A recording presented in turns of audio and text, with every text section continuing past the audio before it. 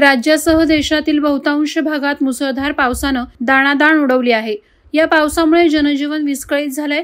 अशातच उत्तराखंडमध्ये मागील 2 दिवसांपासून ढगफुटी सदृश्य पाऊस सुरू आहे। अशातच केदारनाथ यात्रेला सुरुवात झाल्यापासून देशभरातून लाखो भाविक यात्रेसाठी उत्तराखंडकडे रवाना झालेत। मात्र तेथे झालेल्या मुसळधार पावसानं अचानक मोठे अक्राळ विक्राळ रूप धारण केलंय। अशातच केदारनाथ मंदिरापर्यंत जाणारा मुख्य रस्ता ठिकठिकाणी बंद पडलाय। अनेक ठिकाणी दरडी कोसळल्या असून पूरसदृश्य पावसात भाविक अडकलेत। यात महाराष्ट्रातील 120हून अधिक भाविक अडकून पडल्याची भीती व्यक्त केली जात आहे। यामध्ये महाड तालुक्यातील देखील 10 भाविकांचा समावेश असल्याची माहिती पुढे आली आहे। यामधून 8 जणांना हेलिकॉप्टरने बाहेर काढण्यात यश आलं असल्याची प्राथमिक माहिती मिळत असून 2 जण अजूनही अडकून पडल्याचं सांगण्यात येत आहे।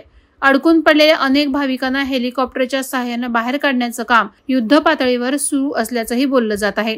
पहाड तालुक्यातही आकळे गावातील संदीप गोपाळ मोरे वय 49, वरंधा येथील नितेश सकपाळ वय 34, निगडे येथील संतोष गंगाराम उंबरकर वय 49, श्रीपद तुकाराम मोरे वय 44, सुदाम शिवाजी मोरे वय 48, प्रदीप चंद्रकांत मोरे वय 34, ज्ञानेश्वर सयाजी चौधरी वय 36, राजेश भागोजी मोरे वय 42 यांना सोडवण्यात बचाव पथकाला यश आलंय।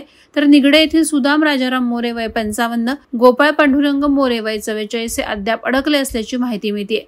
बाहेर काढण्यात आलेल्यांना हरिद्वार येथे एका हेलिकॉप्टरने सुरक्षित ठेवण्यात आले, तर उर्वरित 2 जण हे केदारनाथ परिसरातील टेकडीवरील हेलिपॅडवरच अद्याप अडकून पडल्याची माहिती मिळते।